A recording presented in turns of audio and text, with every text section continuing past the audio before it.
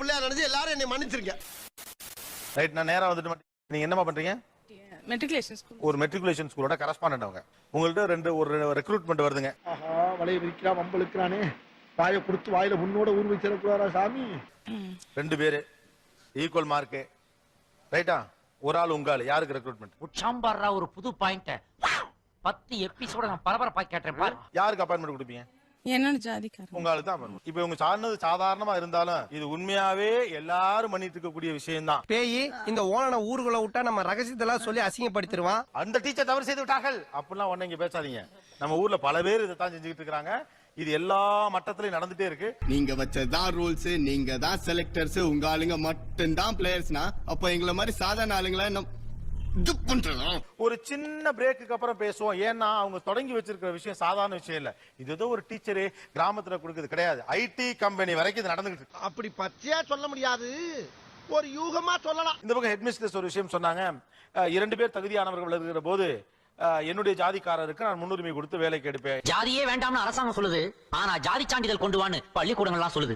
என்னுடைய ஜாதிக்காரருக்கு நான் முன்னுரிமை கொடுத்து வேலைக்கு எடுப்பேன். எல்லாருக்கும் அந்த பக்கம் கோவம் வந்திருக்கலாம். அது கோவப்பட வேண்டிய விஷயம் தான். எங்க மக்கள் பாவம் சார். பிஎம்பி அப்படின்னா புவர் மெமரி பீப்புள்.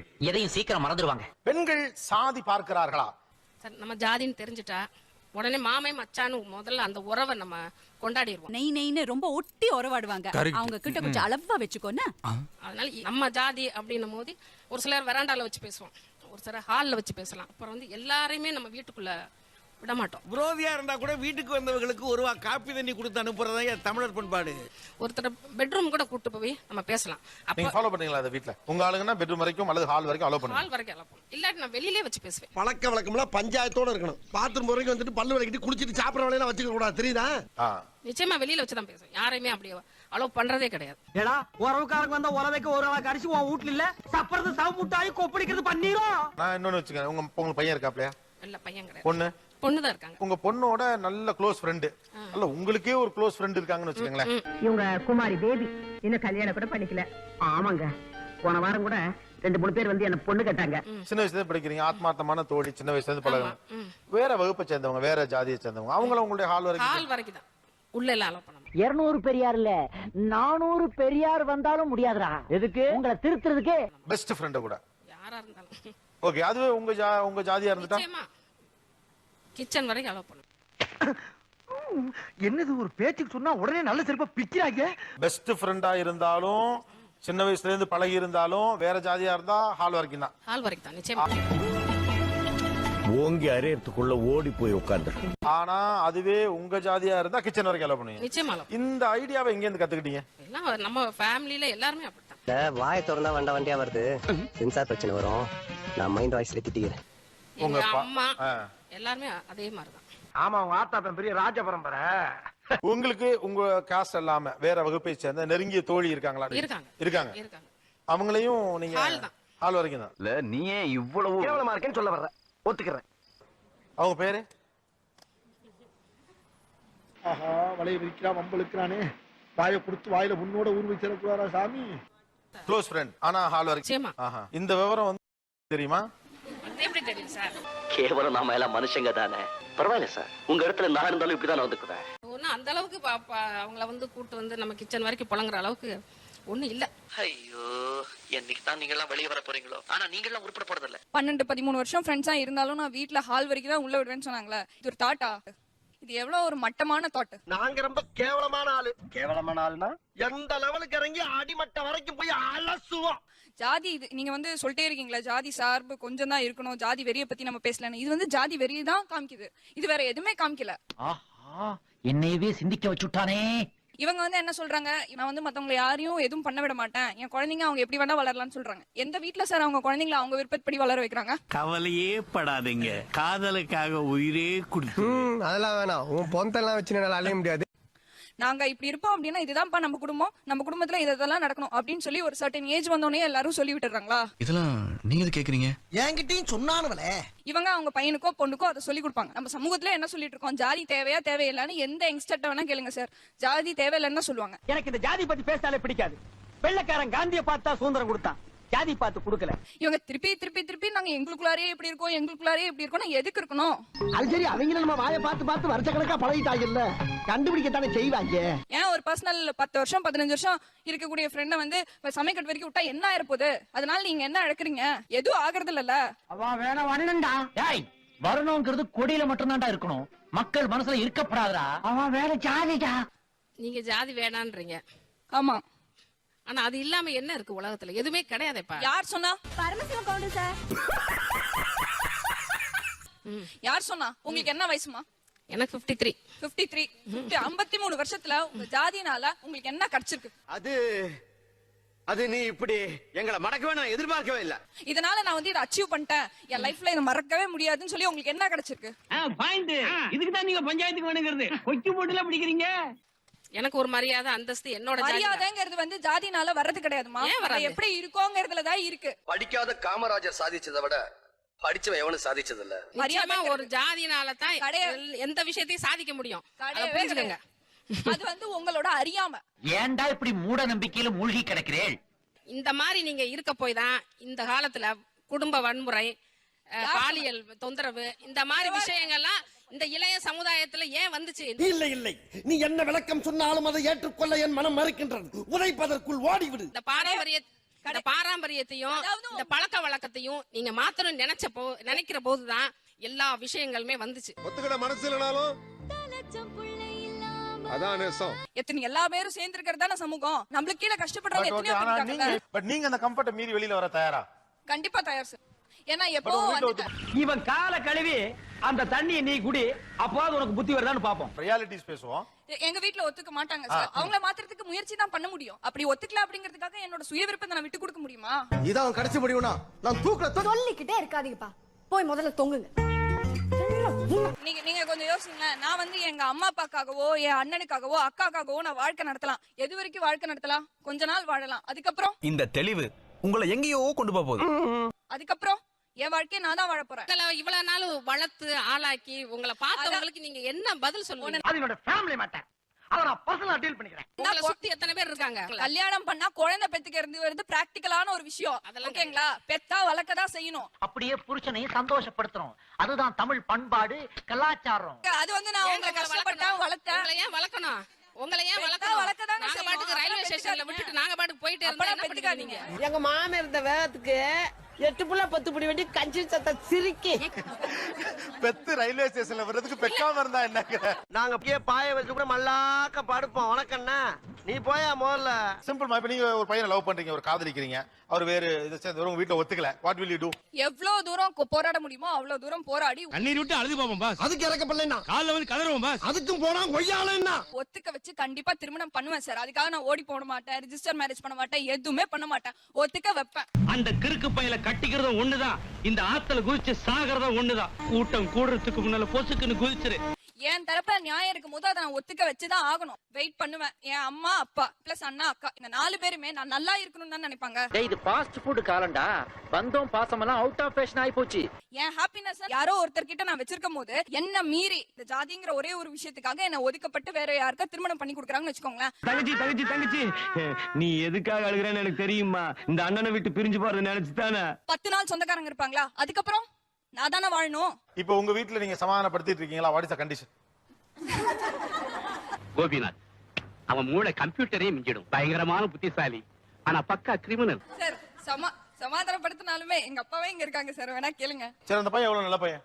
வருஷம் பூரா குடிப்பாங்க. எப்பாவது பொண்ணுகள்கிட்ட சந்தோஷமா இருக்கும்போது குடிப்பாரு. இத போய் கேட்டுக்கிட்டு ஒரு அலுவலகத்திலயா இருக்கட்டும், வெளியிலயா இருக்கட்டும், சுற்றுப்புறமா இருக்கட்டும், ஒரே விஷயம். நம்ம கூட இருக்கிறவங்களோட இன்னொருத்தவங்களை எப்படி மட்டம் தட்டலான்ற ஆள் மனசுல அவங்களால வேற எதுலயும் பண்ண முடியாத சூழ்நிலை. ஒருத்தனை கலாய்க்கணும், அசிங்கப்படுத்தணும்னா மட்டும் உங்களுக்கு எங்க இருந்து தான் வருதுன்னு தெரியல இந்த ஹியூமர் சென்ஸ். ஒருத்தவங்க ஒரு 4 பேர் ஒர்க் பண்ற ஒரே ஒரு சின்ன ஒரு இடத்துல அவங்களை விட என்னால திறமையா என்னால வெளிப்படுத்த முடிய ஒரு விஷயத்தை தேடுறாங்க. என்ன எந்த இடத்துல தட்டலாம், என் ஜாதி அந்த இடத்துல நிக்குது. உங்களை எல்லாம் திருத்துறதுக்கு 100 பெரியார்ஸ் வந்தாலும் முடியாதா? அவங்களை கட்டணும். அவங்க வந்து அங்க வந்து பெஸ்ட்னு காமிச்சுக்கணும். அது மட்டம் தட்டுறது அப்படின்றது நம்மளை விட கொஞ்சம் கீழ் நிலையில இருக்கிறவங்களை கிண்டல் பண்ணி பாக்குறது இயல்பா நமக்கு இருக்கு. நம்மளை விட கொஞ்சம் கீழ் நிலையில இருக்கிறவங்களை கிண்டல் பண்ணி பாக்குறது இயல்பா நமக்கு இருக்கு. வாய் கிழிச்சிரும். புரியுதா? ஒரு ஆபீஸ்ல பாத்தீங்கன்னா ஜூனியர் மோஸ்ட் யார் வராங்களோ அவங்கள நம்ம எப்பயுமே அவங்க டேலண்டா இருந்தாலும் அவங்கள கொஞ்சம் மட்டம் தட்டுவோம். அதெல்லாம் கண்ட்ரி பொருட்டுங்க. இதெல்லாம் என்ன சொன்னாலும் திருந்தாதுங்க. அது தப்பா சரியா? அது தப்பா சரியா? அது சரியா தப்பானே? ரொம்ப தப்பு. தப்பு தானே? அப்புறம் ஏன் செய்றீங்க? இதெல்லாம் எங்களுக்குள்ள ஒரு என்டர்டைன்மெண்ட்டுங்க. என்டர்டைன்மெண்டா? என் பசங்களோட ஃப்ரெண்ட்ஸ் இருக்காங்கல்ல, அவங்களோட அம்மா எல்லாம் எனக்கும் ஃப்ரெண்ட்ஸ். அவங்கள கண்டுபிடிக்கணும்னா அவங்க வீட்டுக்கு வருவாங்க. நானும் எப்படியோ பேசி பாப்பேன். இன்னைக்கும் முருங்கைக்காய் குழம்பா? வேற குழம்பு வைங்கடி, உடம்பு தாங்காது. நானும் அவ்வளவு சீக்கிரம் கண்டுபிடிக்க முடியாது. ரொம்ப தெளிவா இருப்பாங்க எல்லாரும். நான் அவங்க பசங்களோட டைரி எடுத்து பாத்துருவேன். அதுல கண்டிப்பா மென்ஷன் பண்ணிருப்பாங்க. கேவலம். விஷம் குடிச்சு சாகலாம் இல்ல தூக்குல தொங்கலாம். ஸ்கூல் டைரியில காஸ்ட் மென்ஷன் பண்றாங்க. ஆமா மென்ஷன் பண்றாங்க. அத வச்சு கண்டுபிடிப்பேன். கண்டுபிடிச்சிருக்கேன் நிறைய வாட்டி. இது ஒரு வேலைன்னு மெனக்கட்டு பாத்துக்கிட்டாக்கும். அதான்டா சிங்கம். கடையில இருக்கேன். அப்ப என் கடைக்கு வியாபாரிகள் நிறைய பேர் வருவாங்க. அப்ப நான் கேட்பேன், நீங்க என்னங்க மதுரைக்காரங்களா? நமக்கு இந்த ஊர் தான் குற்றாலா. அப்படியா? கேட்டா குட்டிச்சவரு. இப்படி பக்கத்துல கேட்கும் போது நம்ம பக்கத்து ஊராவே ஆயிருவாங்க. அப்ப அவங்கள வச்சு நீங்க என்னன்னு பார்த்தா அப்புறம் நம்ம சொந்த பந்தமாவே ஆயிருவாங்க. உனக்கு 3 வயசா இருக்கும்போது மூக்குத்தி குத்துறதுக்காக முண்டக்கண்ணி மாரியம்மன் கோயில் கூட்டு போன. நீ வந்து கம்மர் கட்டு கேட்ட. நான் கடைக்கு போய் வாங்கிட்டு வரதுக்குள்ள நீ காணாம போயிட்ட. அப்ப காணாம போனவன் இப்ப 18 வயசு பொண்ணா வந்து நிக்கிறாயா? ஓ, சுத்தி சொந்தக்காரங்களாயிருவாங்க. சொந்தக்காரங்களாயிருவாங்க. உங்களுக்கு அவங்க உங்க ஜாதியான்னு கண்டுபிடிக்கிறது தான் முயற்சி. ஆமா. அப்படி என்றால் ஒன்று செய். நான் ஒரு முளை கயிறு தருகிறேன். அதை வாங்கி கொண்டு போய் ஒத்த புளிய மரத்தில் தூக்கில் தொங்குங்கள். பேர் வச்சு கண்டுபிடிக்கலாம். பேர் வச்சு கண்டுபிடிக்கலாம். ஆமா. இல்லனா நான் என்ன பண்ணுவேன், அவங்க கிட்ட பேச்சு கொடுக்கும்போது நான் என்ன ஜாதின்னு நானே சொல்லிக்குவேன். உன்ன மூஞ்சில வேற யாரும் துப்ப கூடாது பாரு. அத நான் துப்புறேன். ஓகே, உங்களுடைய கம்யூனிட்டி சொல்லிருங்க. நான் சொன்னோனா அப்ப நேச்சுரலா அவங்களும் சொல்லணும் இல்லீங்களா? அடேங்கப்பா. ரொம்ப விவரமான பொண்ணா இருக்கு. ரொம்ப விவரமான பொண்ணுதான். நாங்க பேசும்போது மத்தவங்க கேட்பாங்க, நீங்க என்ன தெலுங்காரங்களா அப்படின்னு கேட்பாங்க. ஆமா. நீங்க என்ன ஆளுங்க? நான் பட்டுன்னு கேட்டுருவேன். ஓ, அவங்க உங்களை தெலுங்காரங்களான்னு கேட்டவனே டக்கு நீங்க. ஆமா, அவங்களே நாங்க கேட்டுருவோம். அதுக்காக அந்த அசட்டு தைரியத்தோட என் தெருவுக்கு வந்துடுறா. வந்தா அங்க நான் ரொம்ப உக்கிரமா இருப்பேன். அதே மாதிரி அந்த தெருவுல யார் யார் என்னென்ன ஜாதி அப்படின்றது வந்து எங்களுக்கு கண்டிப்பா தெரியும். அவங்க சொல்லலன்னா நான் கேட்டு தெரிஞ்சிருவேன். இது மட்டும் குறைச்ச மீறி இல்ல, குறைச்ச மீறி. இன்விடேஷன் கொடுப்பாங்கல்ல, அதுல ஜாதி ரொம்ப போட்டு நேரமா எதிர்பார்த்துட்டு இருந்தது இதான். பத்திரிக்கை கொடுத்தோடனே அதை தான் பாப்போம் நாங்க. நம்ம ஜாதியா அப்படின்னு கண்டுபிடிச்சிருவோம். அது ஏன் தலையில சட்டி பண்ண உனக்கு எழுத படிக்க தெரியும். வேற எப்படி எல்லாம் ஜாதியை கண்டுபிடிக்க முனைகிறீர்கள்?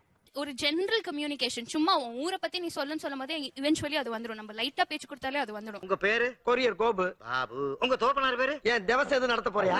உங்களிடம் உங்கள் ஜாதியை தெரிந்து கொள்ள விரும்பியவர் எப்படி அதை தெரிந்து கொண்டார்? கண்டிப்பா அவன் நம்ம சாதிகார பயதால கோவமா பேசும்போது அவன் காது செவந்துச்சு பாத்தியா? என் ஃப்ரெண்ட் பக்கத்துல இருக்கா. நான் அவளுக்கும் எங்களோட ஜாதி தெரிஞ்சுக்கும். ஆனா இன்னொருத்தி புதுசா ஒரு ஃப்ரெண்ட் சேர்ந்துடா. அவ ஜாதி தெரிஞ்சுக்கணும் தெரிஞ்சுட்டு. ஏன் இப்ப உனக்கு எங்க வலிக்குது? நம்ம வேலையை பார்க்க வேண்டியதானே? நமக்கு 1008 வேலை இருக்கியா? ஏமா உன் வேலையை நீ பாரு. அவங்க எந்த ஜாதியா இருந்தா நமக்கு இல்ல நீ பாரு, நான் கண்டுபிடிச்சு சொல்றேன். 2 நாள் டைம் கொடு அப்படின்னு கேட்டா, என்ன எப்படி கண்டுபிடிப்பா? அவங்க வீட்டுல பேசாம கேட்டோன்னே அங்கதான்டா இருக்கு இந்த ஸ்டேட் பாண்டியோட ட்விஸ்ட். படிச்சுட்டு நாங்களா ஏதோ ஒரு பிரைவேட் ஜாபுக்கு போயிட்டு இருக்கோம்ல, நீ என்ன பண்ண போற? உன் சர்டிஃபிகேட்ல எடுத்துட்டு வா, நான் வேலை வாங்கி தரேன். வாங்கிட்டு வேலை வாங்கி தரல, ஒண்ணு தெரியல. நான் பாத்துட்டு பத்தியா கண்டுபிடிச்சிட்டு பத்தியா சொன்னேன். ஜப்பான்கார என்னென்னமோ கண்டுபிடிக்கிறா, நான் எதை கண்டுபிடிச்சிட்டு வந்து அந்த ஜாதி அப்படி கண்டுபிடிச்சு நம்மளோட வேலை என்ன? பயங்கர டென்ஷன். ஒருத்தங்க அவ எவ்வளவு நம்பிக்கையா இருந்திருப்பா. அவ சர்டிஃபிகேட் ஜெராக்ஸ் வாங்கி அப்படி ஒண்ணு பாத்து யார் வாயில எச்சம் தான் கொஞ்சம் மூஞ்சில துப்புங்களேன். இதெல்லாம் எதுக்கு சார் செய்யறாங்க? வேற வேலை இல்ல இந்த உலகத்துல. இது என்ன கிடைக்குது உங்களுக்கு அப்படின்னு ஒரு கோவமான விஷயம் வச்சாங்க. என்னுடைய கேள்வி அவங்களுடைய கேள்விதான். அது என்ன தருது உங்களுக்கு? உனக்கு சொல்லாம வேற யாருக்குடா சொல்ல போறேன்? வா சொல்றேன். அவங்க ஜாதியை வச்சு அவங்களோட கேரக்டர்ஸ் அண்ட் ஹாபிட்ஸ் நம்ம வந்து கொஞ்சம் கெஸ் பண்ணுவோம். அதை வச்சு அவங்க எப்படிப்பட்டவங்கன்னு ஓரளவு கெஸ் பண்ணுவோம். நீங்க எல்லாம் இந்தியாவின் எதிர்கால தூண்கள். ப்ரெஜுடிஸா இருக்கலாம், பட் அப்படி நம்ம சோ இவங்க எப்படிப்பட்ட ஆளுங்க, நம்ம பழகலாமா பழக வேண்டாமான்னு தெரிஞ்சுக்க ஜாதிங்கிற ஒரு அடைய இதை ட்ரை பண்றீங்க. கருத்துக்களை மிக கச்சிதமாக கவுகிறீர் போங்கள். ஓகே, வேற என்னுடைய இனத்த ஆளுங்க பக்கத்துல இருந்தாங்கன்னா எனக்கு ஒரு பாதுகாப்பு கிடைக்குது. ஒரு பாதுகாப்பு. என் ஆளுங்க இருக்காங்க, நம்ம ஆளுங்க இருக்காங்க சுத்தி. இது தானா சேர்ந்த கூட்டம் இல்ல, கடை வாங்கி நானா சேர்த்துக்கிட்ட கூட்டம். நல்லா பழகலாமா சாதாரணமா பழகலாமான்ற ஒரு முடிவுக்கு வரலாம். ஓ, நம்ம ஆளுங்கன்னா நல்லா ஒட்டி பழகலாம். ஓ, நம்ம ஆளுங்கன்னா நல்லா ஒட்டி பழகலாம். சிரிக்கிறதுக்கு ஒண்ணு இல்லமா, மனுஷ மனநிலை அதுதான். நீங்க சிரிக்கிறதுக்காக சொல்ல சின்ன பையன் மக்களே, சிந்திங்க. சொல்லுங்கம்மா. எனக்கு ஒரு நம்பிக்கை கிடைக்கும். என்ன நம்பிக்கை? கடன் கேட்டா கூட என்னால நம்பி தர முடியும். நம்ம பை உள்ளடா திருப்பி தந்துருவோம், ஒரு நம்பிக்கை இருக்கும். கடன் தருவான் இல்லனே, நான் என்ன சொல்றேன்னா, நீ யாரு நான் யாரு? ஒரு தாய் புள்ள, காசு பணம் பெருசா நமக்கு.